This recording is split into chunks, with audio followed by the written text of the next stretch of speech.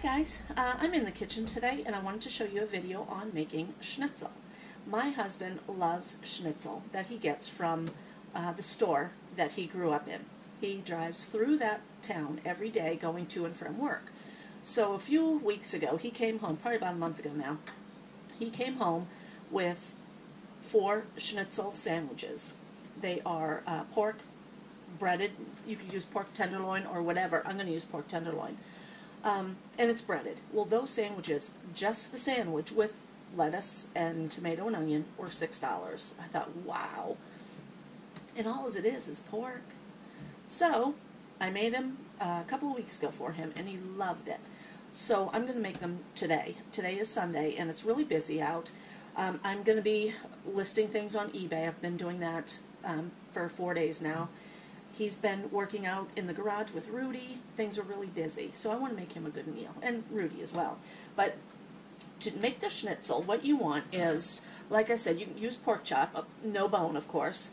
These are tenderloins. I buy the tenderloin in the big, full pack, and I cut it up into pieces like this. Now, this is only my second time making this. Usually, I will bread it and just put it in the oven, or I'll use barbecue, whatever.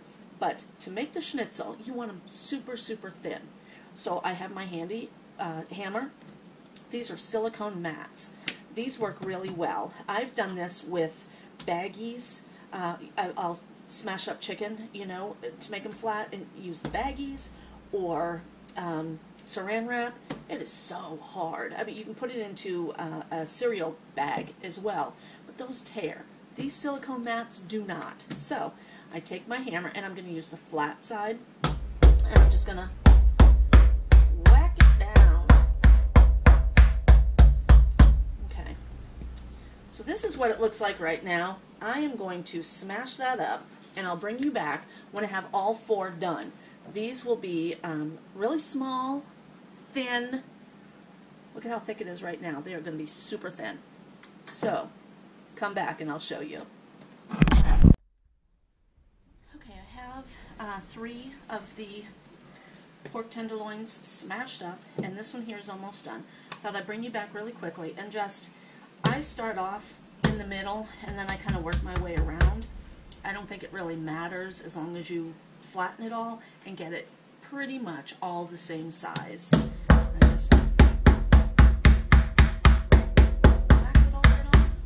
And then I look and see where I need to hit more. This here is a little thick, this here is not, so I'm going to do a little bit more over there. So, I'll be back. Now that my pork is flattened, I'm not going to touch it because I just washed my hands. I'll show you in a minute. These here, silicone mats, I used them both, and the one that the meat was under, I'm not really sure which side actually I use, because I pick it up and put it down in different ways. So I'm just going to throw both of those into that water. You want to make sure that you wash those really good.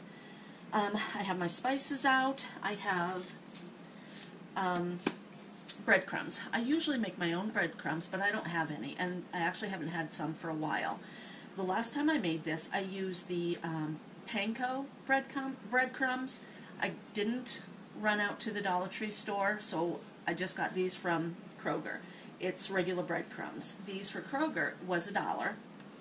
If I go to the Dollar Tree, I can get panko breadcrumbs for $1 instead of $2.50. So that's what I'm doing. I'm using this. And they are roasted garlic flavor, but I'm going to add a little bit of flavoring to them. Yeah, you know what? I'm putting my breadcrumbs in there. And I want to try this to see what I do need to add. Oh, wow. Awesome. The garlic in this is amazing. I don't need to add garlic. I don't have garlic in my garden, so I have to buy it. That's really good. Okay, I am going to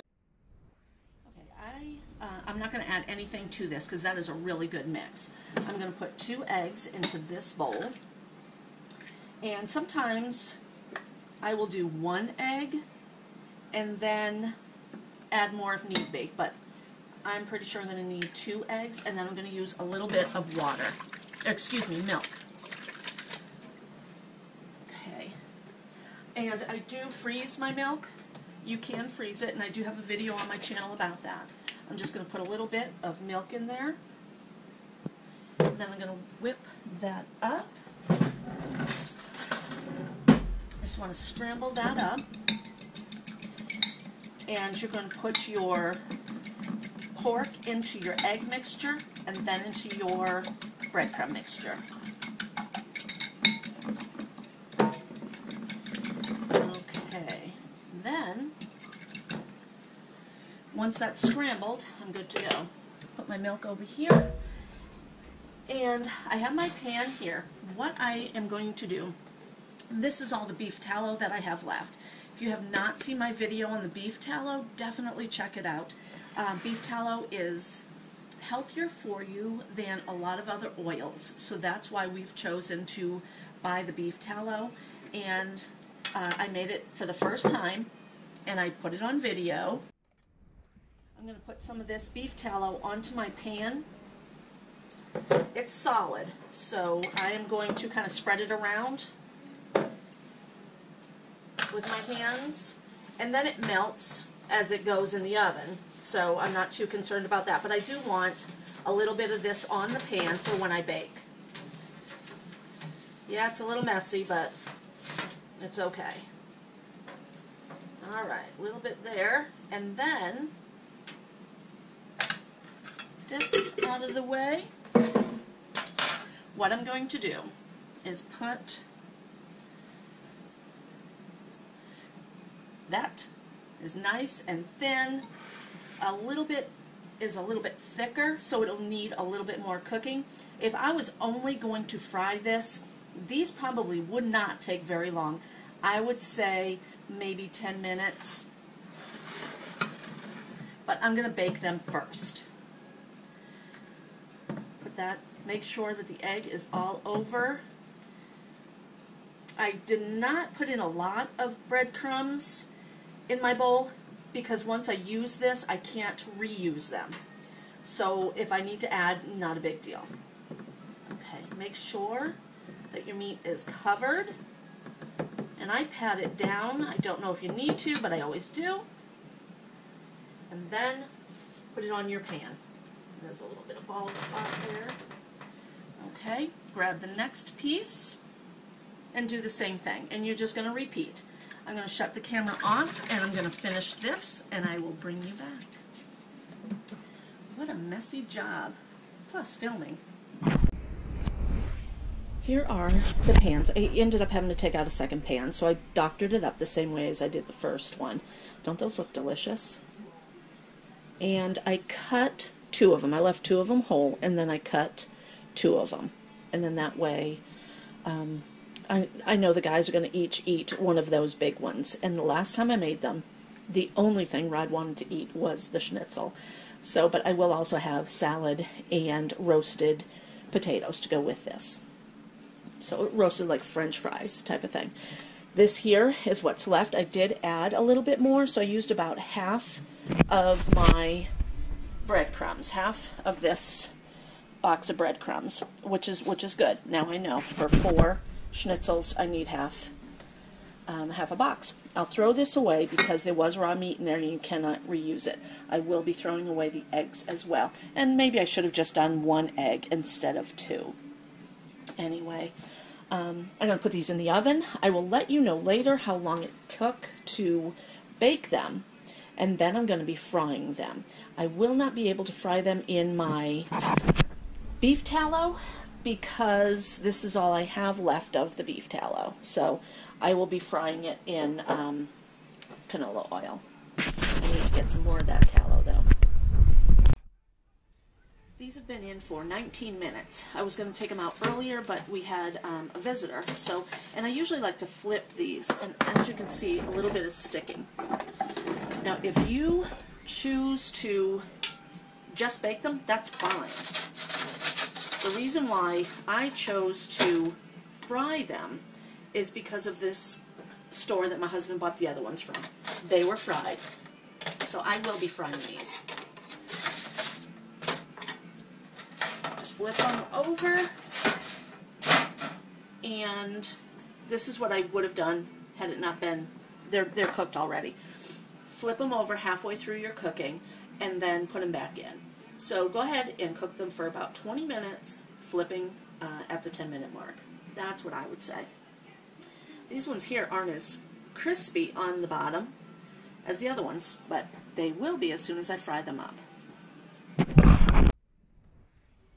I've had my oil on for a few minutes. I think it's ready. I'm going to put a little bit of water. That's ready. It's hot, so you need to be careful. I'm going to just drop my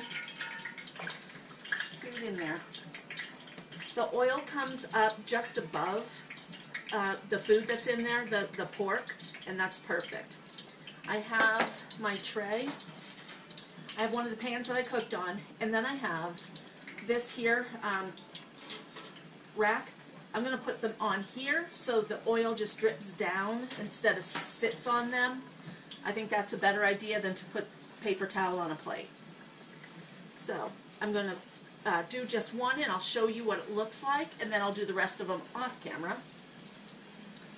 And this doesn't take long. Because it is already cooked, I'm only frying up the outside, so it doesn't have to take too long to cook.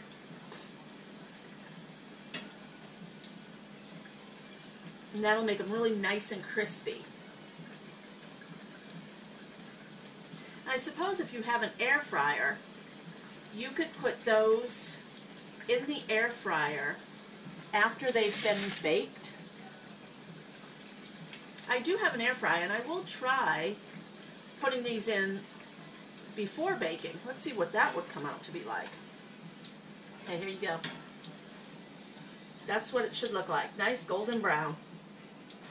Put that one there. I'll throw in the next one. Alright. This is just regular canola oil. You can use whatever oil you want. Like I said, I wished I had more beef tallow, but canola will work just as good. I'll shut the camera off, and I'll bring you back for a taste test. Okay, it is done. Everything is fried up. I am going to try just a little bit. This was the one I first fried, so it's not super hot. And I'm not going to eat a bunch of it because it's not dinner time yet. I always cook ahead of time so that when the guys are ready, we come in, we heat it up, and we'll eat it. And this, I might end up putting that into the air fryer, and to keep it crispy, I might throw it into the oven if the guys can wait 20 minutes for dinner. Sometimes they're ravenous. This here is the schnitzel. Delicious. It was really good. Like I said, it was fried in canola oil. And I don't taste a difference in frying in canola oil or olive oil or beef tallow. I just know that the beef tallow is healthier for you. This is really good.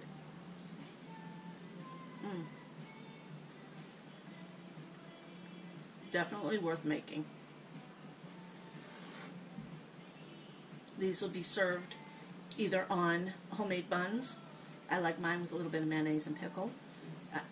Rod might just eat it the way it is, or cut it up on his salad or whatever. Simple meal. Maybe not super simple, but a good meal. It's definitely worth trying. Like I said, you can bake it or you can fry it. It's totally up to you. Thanks for watching, everybody. Give me a like, a comment, and subscribe. Thanks.